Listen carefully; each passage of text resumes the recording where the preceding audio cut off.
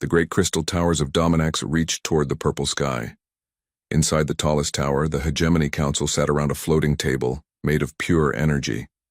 Chancellor Vorth, a tall alien with gray skin and 4 arms, looked at the holographic reports floating in front of him.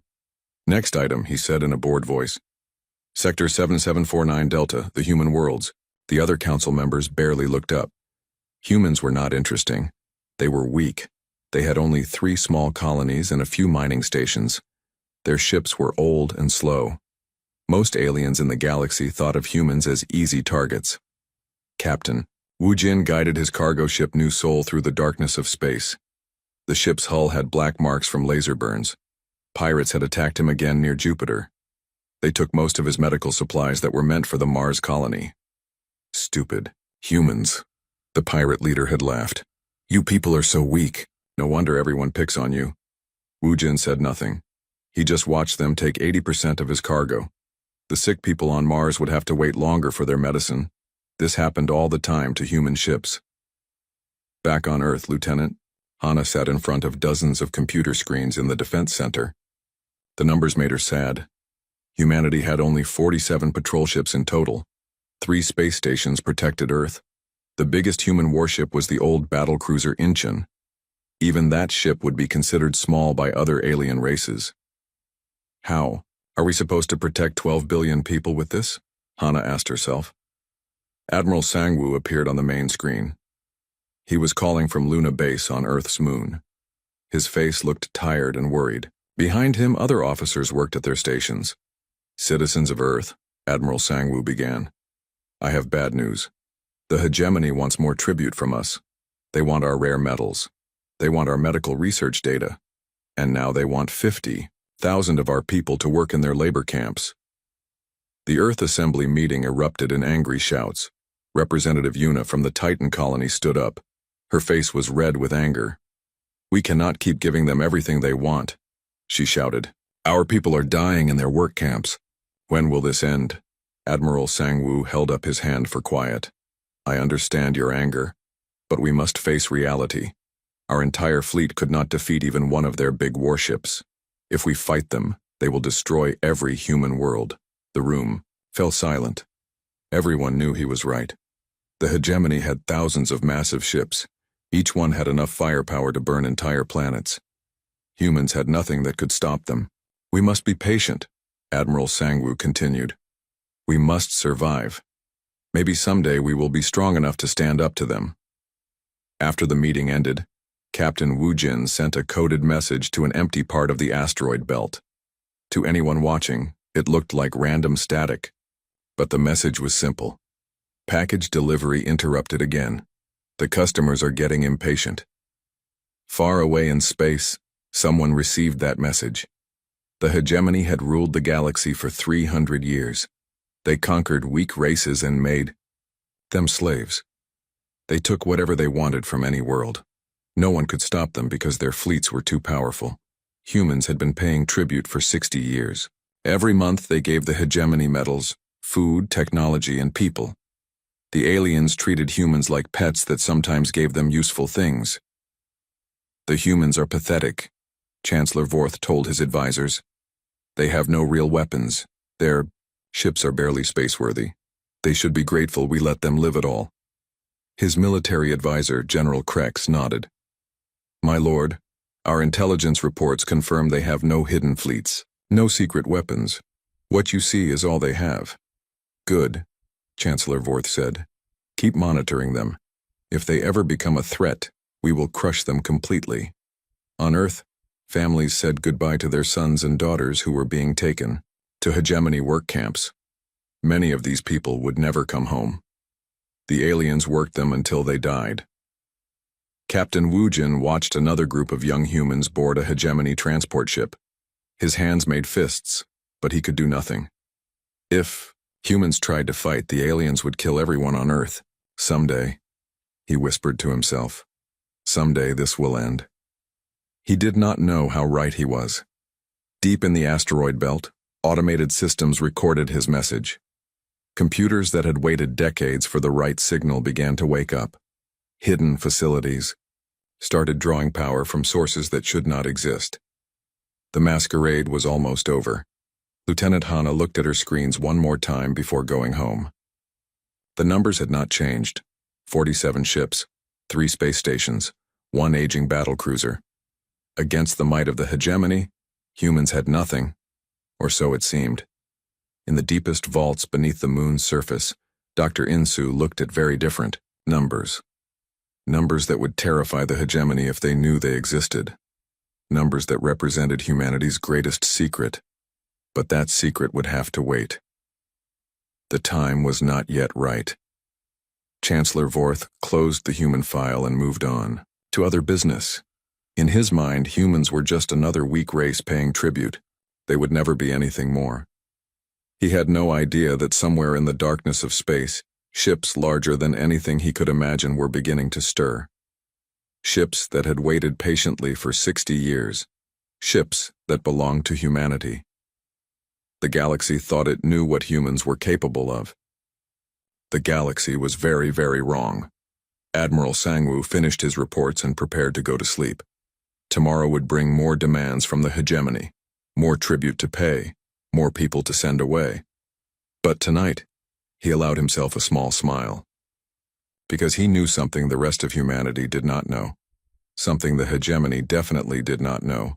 The sheep would not be sheep forever.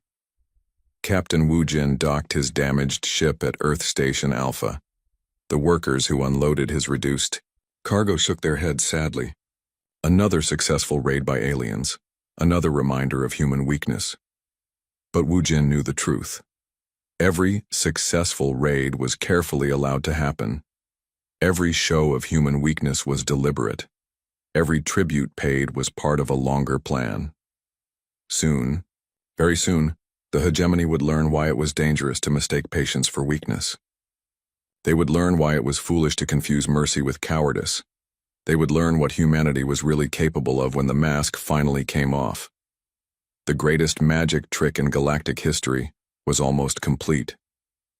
For 60 years, 12 billion humans had pretended to be 3 billion weaklings barely surviving in space. But magic tricks always end with a revelation, and humanity's revelation would shake the galaxy to its core. Deep beneath the surface of Earth's moon, Dr. Insu worked in a laboratory that did not officially exist. The room was huge, filled with machines that hummed with strange energy. Charts covered the walls, showing star maps and numbers that would confuse the greatest alien scientists. Dr. Insu was not alone. 200 other scientists worked with him. They all looked similar because they all carried special genes. These genes made them smarter than normal humans. They could think faster and solve problems that seemed impossible. Status report. Dr. Insu called out. Phantom Fleet Alpha is at full power, reported Dr. Kyong. All ships are ready for activation. Phantom Fleet Beta shows green across all systems, added Dr. Suho. The new gravity weapons are working perfectly. Dr. Insu nodded. For 60 years, these scientists had worked in secret. They had built weapons that could destroy stars. They had created ships that could become invisible. They had solved problems in physics that aliens thought were impossible to solve. Above them, the rest of humanity lived normal lives. They had no idea that their greatest minds had been working on humanity's survival since before they were born. Commander Ji-hoon piloted his ship Ghostwalker through the outer solar system. His ship looked empty on all sensors. Even if aliens flew right next to him, they could not see him. The technology that made this possible came from the secret laboratories on Luna. Control, this is Wraith 1. Ji-hoon spoke into his radio. I count 47 hegemony ships gathering near Neptune. Looks like they are planning something big. Copy that, Wraith 1, came the reply from Dr. Insu. Continue monitoring. Do not engage. Ji-hoon smiled grimly. His ship had enough firepower to destroy the entire hegemony fleet by itself. But orders were orders. Humanity was not ready to show its true strength. Not yet. Far away, hidden in Saturn's wire rings, engineer Boyoung worked on machines that contained more energy than some stars. Her space station looked like a small research facility to outside observers. In reality, It was one of humanity's most powerful weapons. Power Core 7 is at maximum capacity, she reported to her team. If we ever need to use Damocles' protocol, we can crack a planet in half. Her assistant, Engineer Do-hyun, looked nervous. Are we really going to use these weapons? Only if they force us to, Bo-young replied. But the hegemony needs to understand that threatening humanity has consequences. The station had been built inside a large asteroid. From outside, it looked like any other space rock. Inside, it contained technology that could end civilizations. Bo-young and her 200 staff members had spent their entire careers preparing for a war they hoped would never come. Admiral Sang-woo sat alone in his office on Luna Base. To the rest of humanity, he was just another military officer trying to protect Earth with inadequate resources. Only 6 people in the entire human race knew his real job. His computer screen showed a message. Shepherd protocol may need activation. Are the sheep ready to see the wolves? Sang-woo typed back, wolves are fed and ready, waiting for final authorization. He closed the message and deleted all traces of it. Then he returned to his public duties, pretending to be worried about humanity's weak defenses. Dr. Insu called a meeting of his senior staff. The laboratory's main conference room had no windows. The walls were made of metal that blocked all forms of scanning or listening devices. The masquerade has been maintained for 60 years, Dr. Insu began. 3 generations of humans believe we are a weak species barely surviving in a hostile galaxy.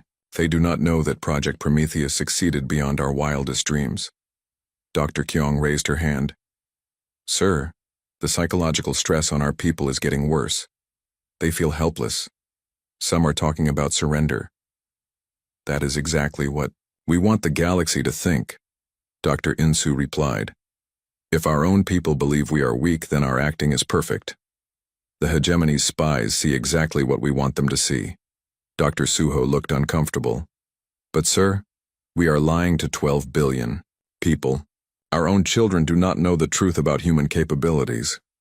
Dr. Insu's face became serious. We are protecting 12 billion people. When the hegemony first arrived, humanity had just learned to travel between stars. We were truly weak. Then, we had 2 choices, fight and die, or bow our heads and prepare. He pointed to a star chart on the wall. We chose to prepare. For 60 years we have built the most advanced military force in galactic history. We have hidden entire fleets in places no one thinks to look. We have created weapons that make hegemony technology look like stone knives. The room was quiet. Everyone understood the burden they carried. They were humanity's secret guardians, working in shadows to prepare for a day they hoped would never come. Captain Woo Jin received new orders through secure channels. His cargo ship New Seoul would undergo repairs at a hidden facility in the asteroid belt. To outside observers, it would look like routine maintenance on an aging vessel. In reality, his ship was being equipped with weapons that could destroy entire fleets. Sir, asked his engineer Corporal Min-jae, are we really going to keep pretending to be helpless cargo haulers? For now, Woo Jin replied. But things are changing. The hegemony is getting more aggressive. They may force our hand soon. The hidden facility where they docked looked like an abandoned mining station. Inside, it contained manufacturing systems that could build warships faster than the hegemony could destroy them. Technician Yejin worked on installing quantum torpedo launchers in the cargo holds. Captain, these weapons will let you sink a dreadnought with 1 shot. But using them means no more hiding. Woo Jin nodded. When the time comes, hiding will no longer matter. The galaxy will see what humanity really is. The true human population was not 3 billion struggling colonists spread across a few worlds. It was 12 billion people living in cities that defied detection. Some lived in space stations hidden inside gas giants. Others lived on artificial worlds that looked like asteroids from the outside. Commander Nari commanded the hidden city of New Incheon, built inside Jupiter's atmosphere. 50 million humans lived there, working on projects that would change the galaxy forever. The city had its own fleet of warships, invisible to all outside sensors. Ma'am, reported her aide, Lieutenant Seong-ho, the fabrication yards have completed another squadron of stealth destroyers. We now have enough ships to take on 3 hegemony battle groups simultaneously. Excellent, Nari replied. But remember, we are still officially 3 billion weak colonists scratching out a living on dead worlds. That story must be maintained until the order comes to drop the mask. Dr. Insu looked at reports from across human space. Every hidden facility was ready. Every secret fleet was armed and waiting. Every concealed weapon system was powered up and targeted at hegemony assets. Project Prometheus had taken 60 years to complete. It represented the greatest deception in galactic history. An entire species had pretended to be primitive while becoming the most advanced civilization known. But deceptions always end eventually. The hegemony was about to make a mistake that would force humanity to reveal the truth. Their arrogance would be their downfall. They thought humans were weak and helpless. They were about to learn how wrong they were. In hidden bases across the solar system, alarms began to sound. Long-range sensors detected massive hegemony fleet movements toward Earth. The aliens were no longer content with tribute. They wanted conquest. Dr. Insu received the final intelligence report. Sir, they are bringing 50 dreadnoughts and support fleets. They intend to occupy Earth directly. He nodded slowly. Then the masquerade ends today. Send the activation codes to all Phantom assets. Alert Admiral Sangwoo that Shepard Protocol is now in effect. For 60 years, humanity had been the galaxy's favorite victim. Weak, helpless, easy to abuse. That was about to change forever. The sheep were about to reveal they had always been wolves. The hegemony supremacy fleet dropped out of hyperspace at the edge of Earth's solar system. 50 massive dreadnoughts led the formation, each one the size of a small city. Behind them came hundreds of support ships, cruisers, destroyers, troop, transports, and carrier vessels. Admiral Korthak stood on the bridge of his flagship, the Eternal Domination. He was a tall, scaled alien with red eyes that glowed in the dark. His species had conquered dozens of worlds. Humans would be just another. Easy victory. Communications, he barked. Open a channel to the human homeworld. The message that reached Earth was harsh and final. Primitive humans, you have served your purpose as tribute payers. The hegemony now requires direct control of your worlds. You will provide 100,000 of your species for immediate conscription into our labor forces. You have 6 hours to comply, or we will demonstrate what happens to those who refuse the hegemony's generosity. In the Earth Defense Center, alarms blared. Lieutenant Hana watched her screens fill with red warning signals. 50 dreadnoughts. Each one carried enough firepower to burn continents.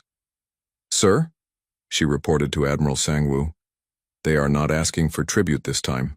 They want total surrender. Admiral Sangwoo's face remained calm, but inside he felt a cold anger. For 60 years, humanity had endured insults, raids, and theft. They had watched their people taken as slaves. They had pretended to be weak while the hegemony grew more arrogant. Now the aliens wanted to conquer Earth itself. Alert all human vessels, Admiral Sangwoo ordered. We will not surrender our homeworld. If they want to fight, we will give them one. Captain Dongyun commanded the battlecruiser Incheon, flagship of humanity's visible fleet. His ship was old but well-maintained. Around him, 46 other human vessels formed up for battle. They knew they could not win, but they would not surrender without a fight. All ships, this is Captain Dongyun, he broadcast. Today we prove that humans do not bow to tyrants. If we must die, we die with honor. The human fleet moved toward the approaching hegemony armada. It looked like a group of children challenging an army of giants. Every alien ship was larger and more powerful than anything humans possessed, or so it appeared. Captain Dongyun made one final transmission on an emergency frequency. To most listeners, it sounded like a desperate plea for help, but the actual message was in code. All human vessels, broadcast on emergency channel 77 Alpha. Tell them we did not go quietly. That coded phrase reached hidden receivers across the solar system. Commander Jihoon, still invisible in his stealth ship Ghostwalker, smiled when he heard the code words. Control, the sheep are requesting shepherd intervention. The wolves have shown their teeth. Received, Wraith 1, came Dr. Insu's voice. Begin Prometheus awakening. Signal all phantom assets. 60 years of pretending to be helpless ends. Today. Deep beneath Luna's surface, Dr. Insu turned to his assembled team. Gentlemen and ladies, the masquerade is over. Activate all hidden systems. Wake up the real fleet. Across the solar system, installations that had pretended to be dead asteroids began to hum with power. Ships that had waited decades in dark orbit started their engines. Weapons platforms disguised as space debris shed their camouflage. Engineer, Boyoung's hand hovered over the master activation switch in her hidden Saturn station. Around her, massive reactors that could power entire planets reached full capacity. Sir, all Damocles assets are powered and ready, she reported. We can have the first wave operational in 90 minutes. Do it, came Admiral Sangwoo's voice. Release the hounds. The hegemony fleet moved slowly toward Earth, confident in their overwhelming superiority. Admiral Korthak watched the pathetic human defense fleet approaching. 47 small ships against his mighty armada. This is almost sad, he told his officers. They are so weak they do not even know they are weak. His tactical officer looked puzzled. Sir, I am detecting some strange energy readings from various parts of the system, but our sensors show nothing there. Sensor ghosts, Admiral Korthak. Dismissed. These humans probably have some mining equipment we are picking up. Ignore it. The first human ship to engage was the destroyer Busan. Captain Minho fired everything he had at a hegemony cruiser. His missiles exploded harmlessly against alien shields. His laser beams barely scratched their armor. The hegemony cruiser returned fire casually. One energy blast crippled the Busan, leaving it drifting in space. See? Admiral Korthak laughed. Humans are no threat at all. But his laughter stopped when his sensor officer suddenly shouted in alarm. Sir, massive energy signatures throughout. The system. Something is... Sir, there are ships appearing everywhere. Admiral Korthak spun toward the tactical display. His confident expression changed to confusion, then to fear. In the asteroid belt, shapes that defied imagination were emerging from what had looked like empty space. Ships longer than his dreadnoughts, wider than space stations, more numerous than his entire fleet. Sir, his communications officer stammered, we are receiving a transmission from something calling itself the Terra Invicta fleet. Put it on screen, Admiral Korthak ordered. The face that appeared was human, but not like any human he had ever seen. Admiral Seokjin wore a uniform that seemed to be made of liquid metal. His eyes held the cold fire of someone who had waited a very long time for this moment. Hegemony Fleet, this is Fleet Admiral Seokjin of the Terra Invicta, commanding the First Phantom Fleet. You are ordered to stand down immediately and withdraw from human space. Admiral Korthak found his voice. Impossible! Humans have no such ships. Our intelligence confirmed you are primitives. Admiral Seokjin's smile was not pleasant. Your intelligence was carefully managed. For 60 years we have allowed you to see exactly what we wanted you to see. You saw weak cargo ships and outdated patrol vessels. You never saw our real fleet. On the tactical display, more ships were appearing every second. Not dozens, but hundreds. Each one massive beyond belief, armed with weapons that made hegemony technology look like Stone Age tools. This is a trick, Admiral Korthak shouted. Some kind of illusion. His answer came in the form of a demonstration. One of the human ships fired a single beam at a hegemony destroyer. The alien vessel simply stopped existing, not destroyed, not vaporized. It ceased to be there, as if it had never existed at all. That was our mercy setting, Admiral Seokjin said calmly.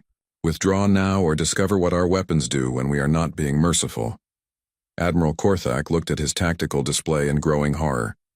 His 50 dreadnoughts were now surrounded by hundreds of human vessels, each one larger and more advanced than anything in his fleet.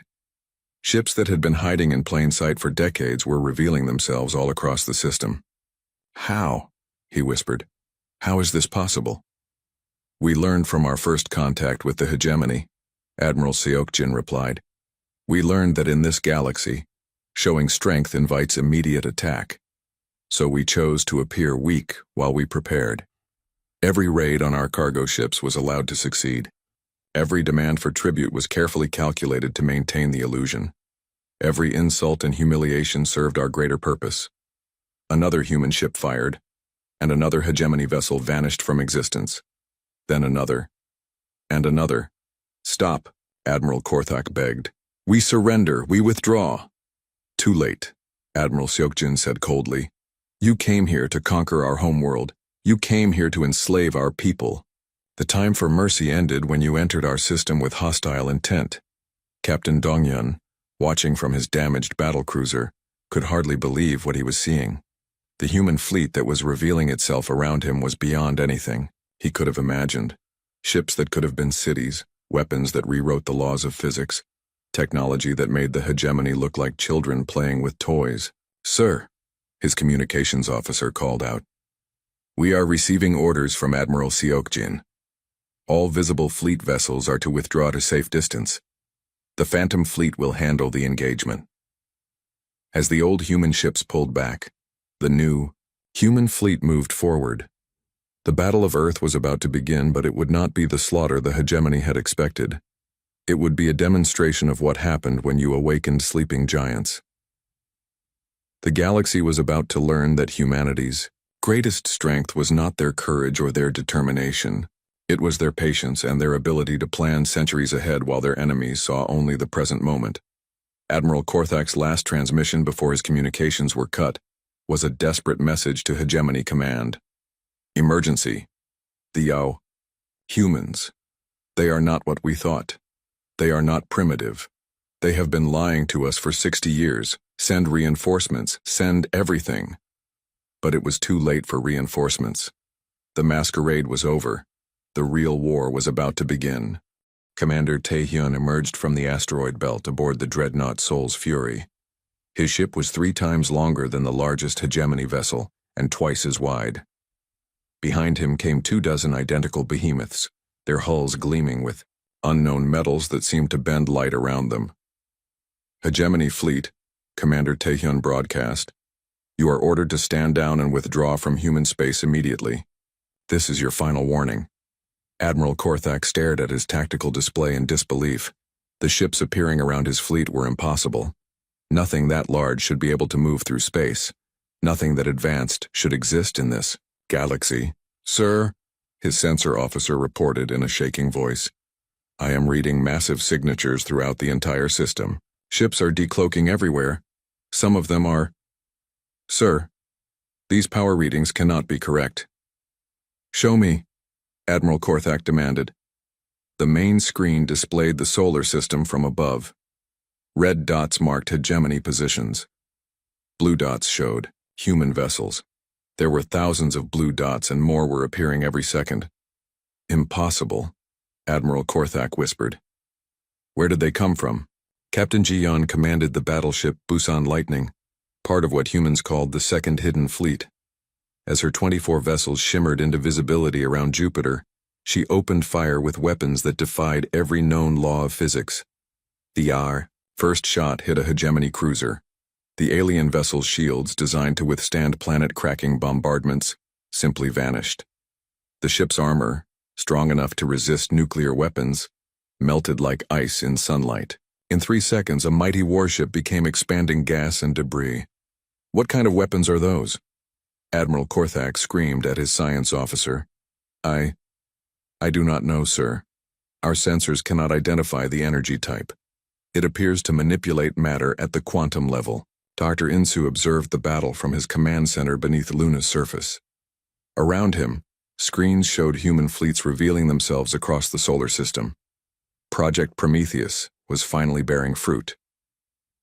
"The masquerade took 60 years to prepare," he said to his assembled scientists. "We studied every piece of hegemony technology that came through our space. We analyzed their tactics, their strategies, their weaknesses. We built our entire military doctrine around defeating them specifically." Dr. Kyung looked at her tactical displays with satisfaction. "Sir, our psychological warfare division's predictions were perfect. The hegemony believed their own propaganda about human weakness. They never considered that we might be acting. Of course not, Dr. Insu replied. Arrogant species never imagine that their victims might be more intelligent than they are. Engineer Boyong's station transformed from a research facility into the command nexus for Project Damocles. The asteroid that housed her base split open like a flower, revealing weapons platforms that could crack moons in half. All Damocles, assets online, Admiral, she reported to Fleet Admiral Seokjin. We have firing solutions on every hegemony world within 50 light-years. If any of them try to send reinforcements, we can sterilize their launching points. Excellent, came the reply. Maintain targeting locks but hold fire. Today we demonstrate power, not genocide. The battle around Earth was magnificently one-sided. Hegemony dreadnoughts, each one the pride of their fleet, were carved apart by human weapons that seemed to ignore the basic rules of reality. Captain Chaeyoung's cruiser, New Daegu, fired projectiles that existed in 11 dimensions simultaneously. They passed through hegemony shields as if the shields were not there, then exploded inside enemy ships with perfect precision. Commander Johan led fighter squadrons in craft that could phase through solid matter. His pilots flew directly through enemy vessels, planting charges that detonated with the force of small stars. All wings, Commander Johan broadcast, demonstrate proper doctrine. Target military systems only. We want prisoners who can spread word of today's events. Admiral Korthak watched his mighty armada being systematically destroyed by weapons he could not understand. Ships that had conquered worlds were being torn apart like paper toys. Sir, his communications officer called out desperately. The humans are jamming our hyperspace communications. We cannot call for help. Then we fight, Admiral Korthak snarled. All ships, target the largest human vessel. Concentrate all fire. Every remaining hegemony ship turned their weapons on Commander Taehyun's dreadnought Soul's Fury. Thousands of energy beams and missiles struck the human ship simultaneously. The human vessel's shields absorbed every shot without effort. The bombardment that could have destroyed a moon barely made the shield generators flicker. Our turn, Commander Taehyun said calmly. All weapons, minimum power. We want to leave some survivors. The Soul's Fury returned fire with a single weapon. The beam that emerged was not bright or flashy. It looked almost gentle as it touched each hegemony ship in turn. Every vessel it touched simply stopped working. Their engines died. Their weapons powered down. Their life support systems switched to emergency backup. In 30 seconds, the entire hegemony fleet was drifting helplessly in space. What did you do to us? Admiral Korthak demanded over the radio. Quantum disruption field, Commander Taehyun replied. Your ship's molecular bonds are temporarily destabilized. Try to fire a weapon or restart your engines and your vessels will fall apart at the atomic level. Captain Woo Jin, now commanding the assault carrier New Busan, launched his fighter squadrons. But these were not the primitive craft the hegemony expected. His fighters could become invisible, intangible, and move faster than light over short distances. All squadrons, Captain Woo Jin ordered. Secure the enemy command ships. Bring their officers aboard for interrogation. Use non-lethal force only. His pilots flew through the hulls of hegemony ships as if the metal did not exist. They materialized inside enemy bridges, stunned the crews with weapons that induced temporary paralysis, and transported key personnel back to human vessels. Within an hour, every hegemony commander was in human custody. Admiral Korthak found himself in a holding cell aboard the Soul's Fury. The room was comfortable but clearly a prison. The walls showed images of Earth, Mars, and other human worlds he had planned to conquer. Commander Taehyun visited him personally. I apologize for the accommodations. We do not usually take prisoners on this scale. This is impossible, Admiral, Korthak said for the 100th time. Humans are primitives. Our intelligence confirmed it. Your intelligence saw what we wanted it to see, Commander Taehyun replied patiently. For 60 years we maintained an elaborate deception. We showed you cargo ships and patrol vessels while hiding our real fleet. We acted weak while building weapons that make your technology look primitive. But why? Why the deception? Commander. Taehyun sat down across from his prisoner. Because we studied galactic history. Every time a new species develops advanced technology, the established powers attack immediately. They cannot allow competition, so we chose to appear non-threatening while we prepared. Admiral Korthak's mind reeled. The tribute payments, the raids on your ships, the slaves you gave us, all carefully calculated to maintain the illusion. Every raid we allowed to succeed taught us more about your technology. Every tribute payment bought us more time to prepare. Every person you took as a slave was a volunteer who spied on your facilities. The full scope of humanity's deception began to dawn on Admiral Korthak. For 60 years, the hegemony had been manipulated by a species they thought was helpless. "How many ships do you really have?" he asked quietly. "Enough," Commander Taehyun replied. "You brought 50 dreadnoughts to conquer humanity. We have revealed less than 1% of our actual fleet strength." Admiral Korthak felt his legs give out. "If this was less than 1%, what do you want from us?" he whispered. "Initially, we wanted to be left alone. We would have been content to pay tribute forever if you had been satisfied with that arrangement. But you grew greedy. You decided to conquer our homeworld and enslave our people. That forced us to reveal ourselves." Commander Taehyun stood to leave. "Your fleet will be escorted to the edge of the system and released. You will carry a message back to your hegemony council. Humanity is no longer hiding.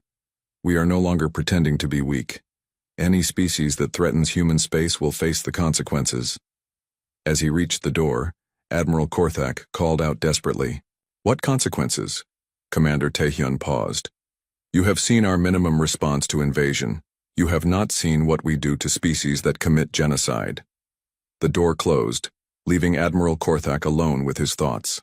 Outside, the greatest deception in galactic history was finally over. Humanity had revealed itself as the most advanced civilization in known space. The question now was what they would do with that power. The galaxy was about to find out. News of the battle was already spreading through hyperspace.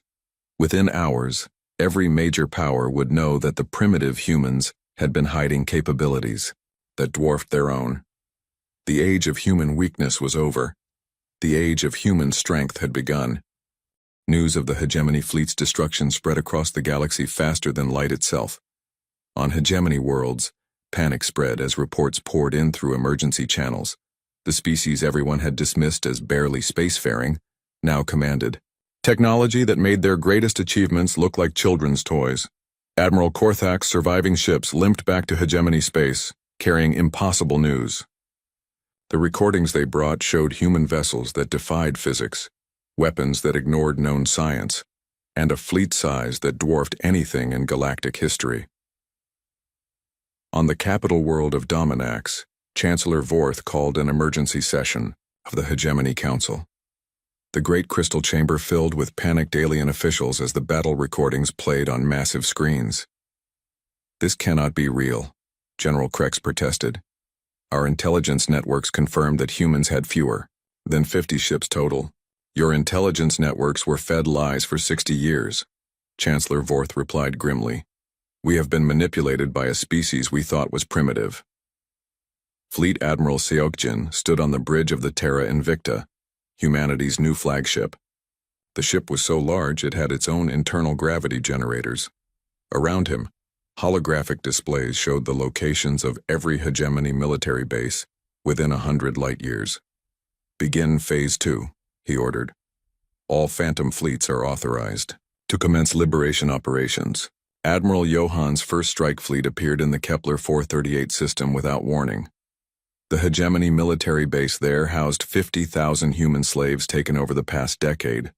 The base commander's urgent transmission to his superiors was cut short when his communications array simply stopped existing. "Hegemony forces," Admiral Johann broadcast. "You have 30 minutes to evacuate all non-essential personnel. This facility will be liberated." The base commander, General Vexmore, looked at his tactical displays in horror. 24 human dreadnoughts surrounded his fortified world. Each one was larger than his entire defensive fleet. "Sir," his aide reported, "they are broadcasting on all civilian frequencies. They are telling our people that any alien who harms human prisoners will be held personally accountable. General Vexmore had served in the hegemony military for 40 years. He had conquered 12 worlds and crushed dozens of rebellions, but he had never faced an enemy like this. "Evacuate the facility," he ordered. "Release all human prisoners immediately." "Sir?" His aide looked confused. "We cannot simply surrender a strategic base." "Look at your screens," General Vexmore snapped. "Those ships could turn this entire world into cosmic dust. We surrender because the alternative is extinction." Commander Jihoon, no longer hiding, in his stealth ship, led the boarding operations. His troops wore armor that made them immune to conventional weapons. They moved through the prison facility like ghosts, appearing wherever human slaves needed protection. "All prisoners secured," he reported. The hegemony forces offered no resistance. They seemed to understand the situation. Similar scenes played out across dozens of star systems. Wherever the hegemony had taken human slaves, human fleets appeared to liberate them. The operations were swift, efficient, and absolutely overwhelming. Captain Cheyoung's interdiction squadron patrolled the hyperspace routes between hegemony worlds. Her ships could detect vessels entering faster than light travel from incredible distances. Any ship carrying weapons or military supplies toward human space was stopped and boarded.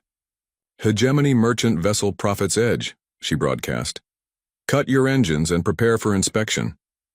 The alien cargo ship's captain complied immediately. Everyone in the galaxy had heard what happened to ships that resisted human forces. "We don't carry only food and medical supplies," the captain reported nervously. "No weapons, no military equipment." "Confirmed," Captain Cheyoung's boarding officer reported after scanning the ship. "Captain, they are carrying medicine to a hegemony colony that recently suffered a plague outbreak." "Allow them to continue," Captain Cheyoung ordered. "But broadcast a message to their destination. Tell them that humanity does not war against civilians. We fight only those who threaten innocence." The hegemony's desperate attempt to rally their scattered fleets met disaster at every turn. Fleet Admiral Korthax gathered 200 ships at the fortress world of Nexus 7, planning to make a stand against human expansion. His confidence lasted exactly 12 minutes after human forces arrived. Captain Hyunwoo commanded the siege platform, Gangwon's Hammer, a mobile fortress designed to crack planets. As hegemony ships opened fire on his vessel, their weapons had no more effect than throwing rocks at a mountain. "All hegemony forces," Captain Hyunwoo broadcast calmly. "You are outmatched by several orders of magnitude. Surrender now and your crews will be treated with dignity." Fleet Admiral Korthax's response was to order his entire fleet to ram the human vessel. 200 ships accelerated toward the Gangwon's Hammer at maximum speed. Captain Hyunwoo activated his ship's defensive field. The first hegemony ship to hit it simply bounced off as if it had struck an invisible wall. The impact knocked the alien crew unconscious, but left their ship intact. "Capture them all," Captain Hyunwoo ordered. "Use tractor beams to stop their approach. Minimum force only." Within an hour, 200 hegemony vessels were trapped in energy fields, their crews stunned but alive. Fleet Admiral Korthax found himself aboard a human ship, facing interrogation by beings he had thought were primitives. "Why do you not kill us?" he asked Captain Hyunwoo. "We came here to destroy you." "Because we are not you," Captain Hyunwoo replied. "We fight to protect, not to conquer. Your people will be returned to hegemony space with a message: surrender completely or face the consequences of continued resistance." Dr. Insu coordinated the revelation from his lunar command center, carefully managing which human technologies to reveal and which to keep hidden. He ensured that the galaxy saw enough to understand resistance was futile, but not enough to understand humanity's full capabilities. "The psychological impact is perfect," he reported to Fleet Admiral Seokjin. "Hegemony forces are surrendering without battle. Their subject species are declaring independence. The entire power structure is collapsing." "Good," came the reply. "But maintain readiness for escalation. Desperate enemies make dangerous choices." The Hegemony Council's emergency session descended into chaos as reports poured in from across their territory. Fleet after fleet was being captured or destroyed. Base after base was being liberated. Their entire military structure was crumbling in the face of human technological superiority. We must negotiate, Counselor Yextar argued. These humans have power beyond our comprehension. Fighting them is suicide. Negotiate? General Krex snarled. They are primitives. This must be some kind of trick. Chancellor Vorth silenced the argument with a gesture. Our scouts have confirmed it. Humanity has been hiding advanced technology for decades. They allowed us to abuse them while they prepared for war. The chamber fell silent as the implications sank in. How many of our subject species were secretly working with the humans? Counselor Zefmon asked quietly. We are investigating, General Krex replied. But preliminary reports suggest many of them. The greatest humiliation was yet to come. Intelligence reports revealed that hundreds of species had been secretly communicating with humanity for years. The primitive humans had been building a coalition of oppressed peoples, while the hegemony thought they were collecting tribute.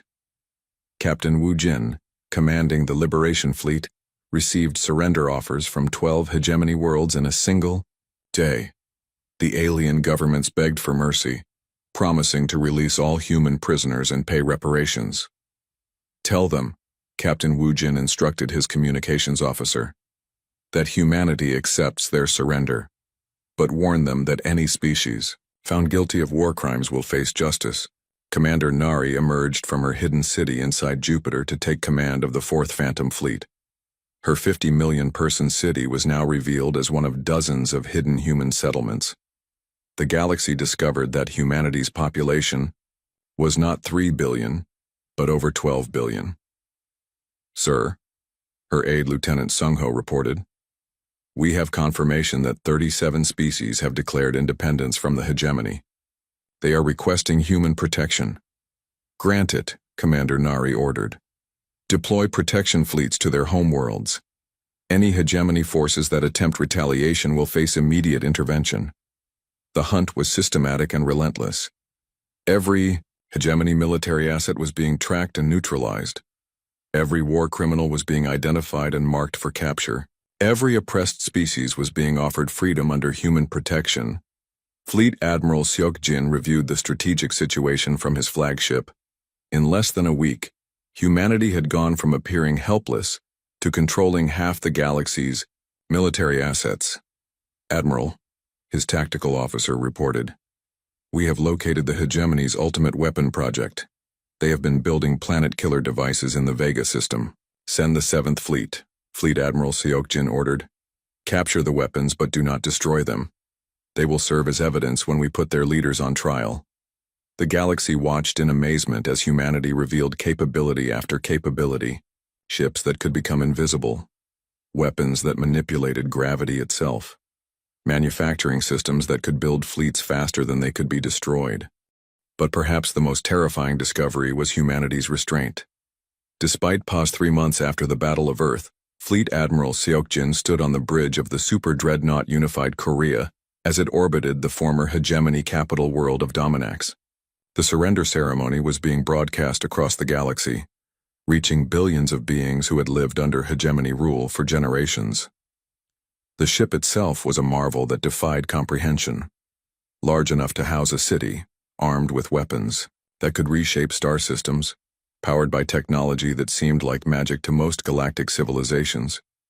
Yet it was only one of hundreds of similar vessels in humanity's revealed fleet. Chancellor Vorth, wearing prisoner restraints that were more advanced than most species' best technology, stood before the human admiral. His forearms shook as he held the surrender documents. Around him, the surviving members of the Hegemony Council waited in defeat.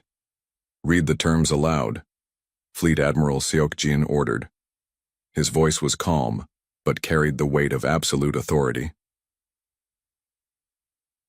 Chancellor, Vorth's voice cracked as he began. The hegemony hereby surrenders unconditionally to the human species and their allies. All military forces will be disbanded. All oppressed species will be granted immediate independence. All human prisoners will be released and provided with medical care and transportation home. Captain Minhyuk, serving as humanity's chief legal officer, continued reading the detailed terms. War reparations will be paid over 50 years to all species harmed by hegemony actions. Former hegemony territory will be administered by the new Galactic Confederation under human oversight. Any individual found guilty of war crimes will face trial by interspecies tribunal. The ceremony was being watched on thousands of worlds. Species that had been enslaved for centuries saw their oppressors reduced to defeated prisoners. Children who had never known freedom watched aliens who had seemed all-powerful beg for mercy from humans they had thought were primitives. Admiral Hanna, promoted from her position as a lieutenant, monitoring Earth's pathetic defenses, now commanded the Liberation Fleet spreading across former hegemony space. Her ships worked with devastating efficiency, freeing slaves, dismantling weapons of oppression, and establishing humanitarian aid stations. "Sir," her aide reported, "the last hegemony prison camp has been liberated. We have freed over 2 million beings of various species, including 50,000 humans." "Excellent," Admiral Hanna replied. "Ensure they all receive medical treatment and counseling. Many of them will need time to recover from their ordeal." The rescued humans were a revelation in themselves. Many had been taken as children and raised in captivity. They spoke alien languages fluently and understood hegemony technology. But they had never forgotten they were human. "I always knew," said Corporal Jisoo, liberated after 15 years in a labor camp, "that humanity would come for us eventually. We told each other stories about Earth, about how our people would never abandon us." Engineer Boyoung, no longer hidden in her secret facility, now openly commanded Project Damocles. The network of weapons platforms that could sterilize star systems had been revealed as humanity's ultimate deterrent. "All Damocles platforms are being reconfigured," she reported to the Galactic Confederation Council. "Instead of weapons of destruction, they will become stations for peaceful research and exploration." The transformation was symbolic of humanity's approach to their new power. Weapons designed for war were being converted to tools of peace. Military technologies were being adapted for humanitarian purposes. Dr. Insu, the architect of the 60-year Seo masquerade, now served as humanity's chief diplomat. His first address to the newly formed Galactic Confederation was broadcast to every world with communications technology. "For 6 decades, humanity pretended to be weak while we prepared to defend ourselves and others," he explained to the assembled alien representatives. "We could have revealed our strength at any time. We could have conquered the galaxy decades ago. We chose not to because conquest was never our goal." The alien diplomats listened in stunned silence. They were still adjusting to the reality that the species they had dismissed was now the most powerful force in known space. "What do you want from us?" asked Ambassador Yextil of the Altarian Republic. "Nothing," Dr. Insu replied simply. "We want nothing from you except that you live in peace. We will protect any species that chooses freedom over oppression. We will defend any world that faces extinction. We will stand guard over the innocent." Captain Wu Jin, now commanding the peacekeeping fleet, met with representatives of dozens of species formerly oppressed by the hegemony. His ships patrolled trade routes that had been terrorized by pirates for centuries, ensuring that cargo vessels could travel safely. "The human fleet guarantees free passage to all peaceful vessels," he announced at the trade conference on New Geneva Station. "Any ship engaged in legitimate commerce will be protected. Pirates and slavers will be eliminated." The economic impact was immediate and dramatic. Trade routes that had been dangerous for generations became safe highways. Species that had been isolated by fear of hegemony, retaliation began communicating and trading with each other. Commander Nari, whose hidden city of 50 million had been revealed as one of dozens of secret human settlements, now oversaw the integration of human technology into galactic civilization. "We will share our medical advances freely," she announced to the Galactic Health Council. "Diseases that have plagued your species for millennia can be cured with human biotechnology." The revelation of humanity's true population had shaken the galaxy to its core. 12 billion humans living in cities that defied detection, on worlds that appeared uninhabited, in space stations disguised as asteroids. The masquerade had been complete and perfect. Fleet Admiral Seok-jin addressed the concerns of nervous, alien governments. We understand your fear. You have learned that a species you thought was helpless has been more advanced than all of you combined. But observe our actions, not just our capabilities. We could have conquered you all decades ago. Instead, we chose to live quietly and protect ourselves. The trials of hegemony war criminals became a watershed moment for galactic justice.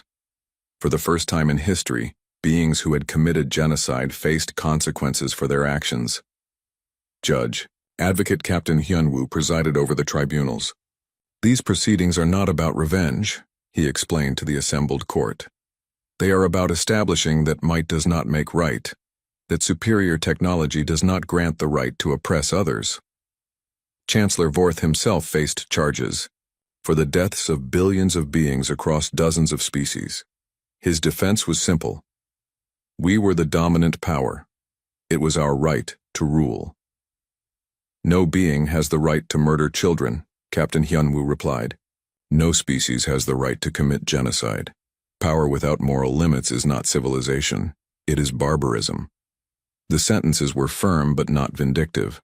War criminals faced life imprisonment on comfortable but secure worlds. Their basic needs would be met, but they would never again be free to harm others. Commander Ji-hoon, whose stealth operations had protected human interests for decades, now led the integration teams helping former slave species rebuild their societies. Freedom is not just the absence of chains, he explained to a gathering of newly liberated beings. It is the presence of opportunity.